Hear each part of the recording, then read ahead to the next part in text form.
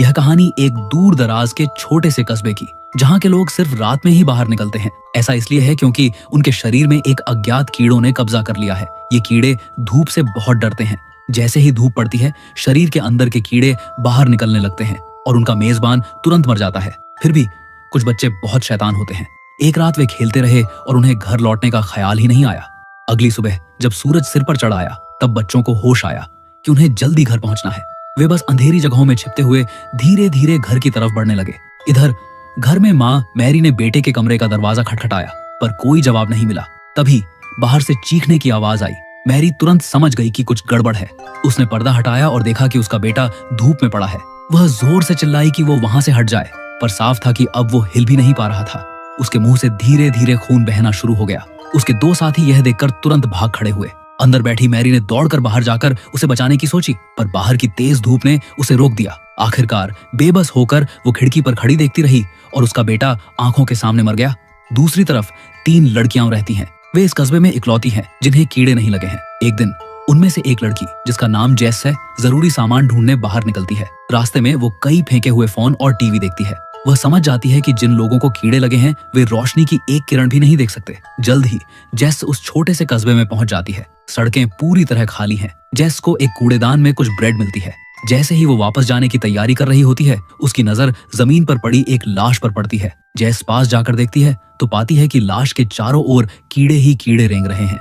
जेस को याद आता है कि उसकी दोस्त रॉस इन कीड़ों पर रिसर्च कर रही है, इसलिए वो कुछ कीड़ों को सैंपल के तौर पर लेने का फैसला करती है और अपने फोन से कुछ तस्वीरें भी खींचती है। उसकी इस हरकत को अंदर घर में बैठी मैरी देख लेती है। वह तेज धूप बर्दाश्त करते हुए खिड़की खोलती है। जेस डर के मारे लाश में मुंह दे देती है और उसके चेहरे पर खून लग जाता है। बिना कुछ सोचे वो डर कर अपने ठिकाने की तरफ भागती है। रास्ते में वो लगातार अपने चेहरे से खून पोंछती रहती है। इधर रॉस अभी भी कीड़ों पर रिसर्च कर रही है। उसे पता चलता है कि एक खास फ्रीक्वेंसी से कीड़ों को परेशानी महसूस होती है।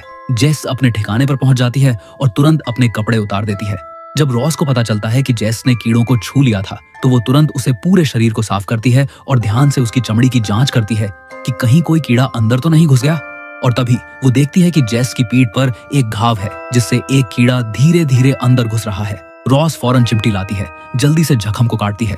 जेस को बहुत दर्द होता है, पर शुक्र है कि आखिरकार वो कीड़े को बाहर निकालने में कामयाब हो जाती है। जल्दी ही रात हो जाती है। कस्बे के निवासी बाहर निकलना शुरू कर देते हैं। इन्हें नाइट वॉकर, रात में घूमने वाले, कहा जाता है, क्योंकि वे सिर्फ रात में ही बाहर निकलते हैं। तीनों लड़कियां अपने ठिकाने पर ही रुकी रहती हैं। कारा नाम की लड़की बहुत ऊब चुकी होती है, तो वह बाहर जाकर ताजा हवा लेने का फैसला करती है। उसकी दोनों दोस्त उसे याद दिलाती हैं कि अब रात हो चुकी है और नाइट वॉकर बाहर आ गए होंगे, पर कारा उनकी बातों को नजरअंदाज कर देती है और अकेले बाहर निकल जाती है। जल्द ही एक दाढ़ी वाला आदमी, जिसे दाढ़ी वाला भाई कहेंगे, की नजर उस पर पड़ती है। दाढ़ी वाला भाई कस्बे का एक पुलिस वाला है। उसे मैरी की शिकायत मिली थी कि कोई दिन में उसके बेटे की लाश को खराब कर रहा था। काराट के बाल और जेस के बाल एक जैसे थे, इसलिए दाढ़ी वाला भाई को लगा कि यही वो लड़की है जिसे मैरी ढूंढ रही थी। वो कारा को पकड़कर मैरी के पास ले जाता है, पर मैरी देखती है कि दाढ़ी वाला भाई गलत लड़की को पकड़ लाया है। हालांकि वह पहचान जाती है कि कारा उनकी दोस्त जरूर होगी।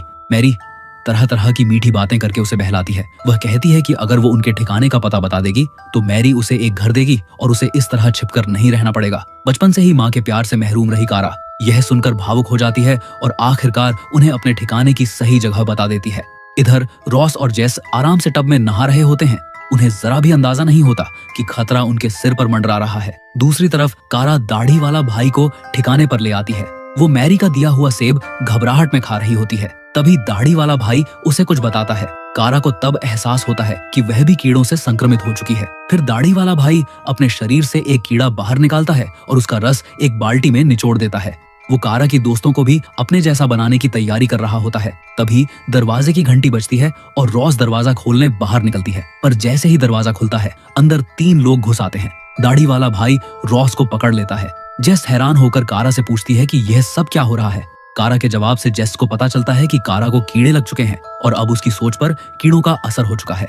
कारा को लगता है कि ऐसा बनना बुरा नहीं है क्योंकि अब उन्हें हर समय छिपना नहीं पड़ेगा। दाढ़ी वाला भाई बाल्टी उठाता है और रॉस पर रस डालने की तैयारी करता है। जेस उसे बचाने के लिए आगे बढ़ना चाहती है पर कारा उसे रोकने की कोशिश करती है। दोनों में हाथापाई शुरू हो जाती है। उधर विरोध करने के दौरान दाढ़ी वाला भाई रॉस को बेहोश कर देता है और उसे खींचकर बाथटब में डाल देता है। फिर वो मेज पर रखा कीड़ों का सैंपल उठाता है और ढक्कन खोलकर उन कीड़ों को टब में डाल देता है। रॉस बचने के लिए हाथ पैर मारती है पर दाढ़ी वाला भाई उसे कसकर पांव से दबाए रखता है। शुक्र है कि जेस कारा के चंगुल से छूट जाती है। वो तेजी से आगे बढ़कर दाढ़ी वाला भाई को धक्का देकर गिरा देती है। फिर वो पास में रखी एक टॉर्च उठाती है और उसे दाढ़ी वाला भाई के ऊपर दे मारती है। दाढ़ी वाला भाई टॉर्च के वार से बेहोश हो जाता है। यह देखकर कारा तुरंत भाग निकलती है। जेस अपनी पूरी ताकत लगा देती है पर उसे पकड़ नहीं पाती। आखिरकार वो वापस रॉस के पास लौटती है। इस समय तक रॉस भी कीड़ों से संक्रमित हो चुकी है पर लगता है कि वो उनकी तरह जीना नहीं चाहती। उनका ठिकाना अब खतरे में है। उन्हें यहाँ से फौरन निकलना होगा। निकलने से पहले रॉस दाढ़ी वाला भाई को मार देती है। फिर वो अपना बैग उठाती है और निकलने की तैयारी करती है पर अब सुबह हो चुकी है। रॉस तेजी से कार में छिप जाती है और अपने आप को कपड़ों से पूरी तरह ढक लेती है। जल्द ही वे एक वीरान स्कूल पहुंचते हैं। दोनों फैसला करते हैं कि वे रात यहीं गुजारेंगे। पर अगली सुबह जब जेस उठती है तो देखती है कि रॉस वहाँ नहीं है। वो नीचे उसे ढूंढने जाती है तो देखती है कि रॉस दरवाजे पर खड़ी है। रॉस से अब अपने शरीर में कीड़ों के रेंगने का एहसास बर्दाश्त नहीं हो रहा।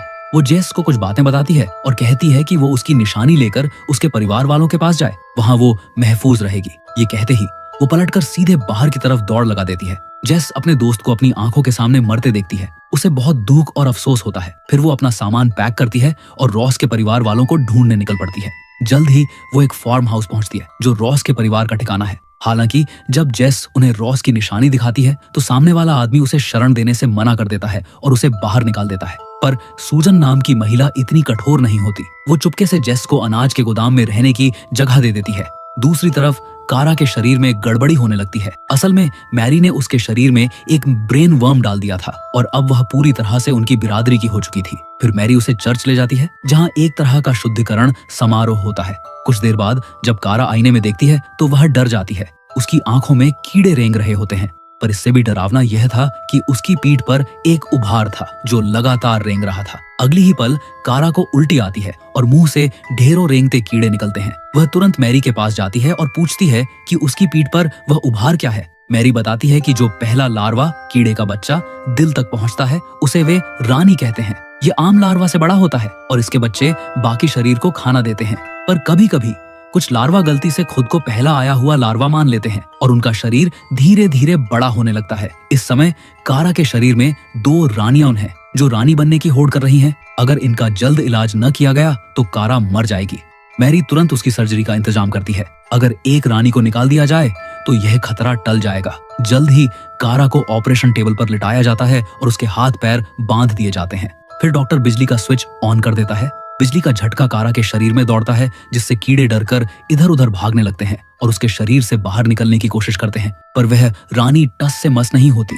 डॉक्टर करंट बढ़ा देता है। इस समय तक कारा दर्द से तड़प रही होती है और उसकी चमड़ी से लगातार खून बहने लगता है। 8वें लेवल के करंट के झटके के बाद डॉक्टर उस रानी को निकालने में कामयाब हो जाता है। कारा बेहोश हो जाती है पर अगली सुबह जब वह उठती है तो पूरी तरह ठीक होती है। तभी एक काला कपड़ा पहने आदमी अंदर आता है। वह जमीन पर कपड़ों का एक बैग फेंक देता है। ये ऐसे कपड़े हैं जो धूप को रोकते हैं पर इन्हें हर कोई नहीं पहन सकता। सिर्फ ड्यूटी पर जाने वालों को ही यह हका मिलता है और इस बार उनका मिशन है जेस को पकड़ना। इस समय जेस और सूजन गाड़ी चलाकर कहीं घूम रही हैं। तभी उनकी टक्कर गश्त लगा रही कारा और उसकी टीम से होती है। मैरी जेस को तुरंत पहचान लेती है। बेटे की लाश को खराब करने की वजह से वह बहुत गुस्से में थी। वह तेजी से गाड़ी से उतरती है और बिना कुछ कहे जेस को खींचकर बाहर निकाल लेती है। सूजन यह देखकर बचाने के लिए आगे बढ़ती है। वह एक दरांती उठाती है और सीधा मैरी की पीठ पर मारती है। दरांती से कपड़े के चीथड़े उड़ जाते हैं और धूप सीधे मैरी की चमड़ी पर पड़ती है। अगले ही पल मैरी तुरंत मर जाती है।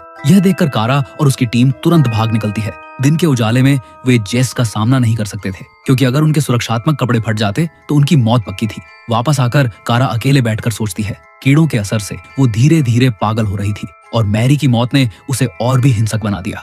वो कस्बे के मेयर के ऑफिस में जाती है और बिना कुछ सोचे समझे उसका सिर कुचल देती है। इसके बाद वह रेडियो पर ऐलान करती है कि अब से वह इस कस्बे की नई मेयर है और ज्यादा से ज्यादा लोगों को उनके साथ जुड़ने की दावत देती है। जेस और सूजन भी रेडियो पर यह बात सुनती हैं। उन्हें एहसास होता है कि कारा पागलपन की हद पार कर चुकी है। दोनों तुरंत गाड़ी से रेडियो स्टेशन जाती है। वहां पहुंचकर वे हथियार उठाती हैं और कारा का काम तमाम करने की तैयारी करती हैं।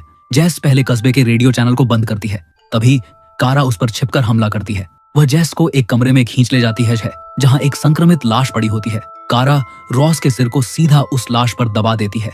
वो चाहती थी कि जेस भी उनमें शामिल हो जाए। कारा के तानों का सामना करते हुए जेस गुस्से में उसे धक्का देती है और फिर मुक्के पर मुक्का मारकर उस पर टूट पड़ती है। आखिरकार जेस के हाथों कारा की मौत हो जाती है, पर इस दौरान जेस भी कीड़ों से संक्रमित हो जाती है।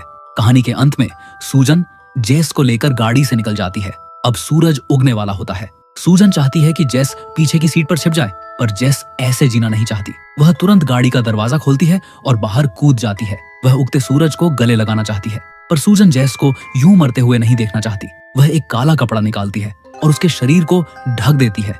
उसे अब भी यकीन है कि भविष्य में इलाज जरूर मिलेगा। अगर आपने यहाँ तक वीडियो देख ही लिया है तो एक प्यारा सा कमेंट करते जाइए।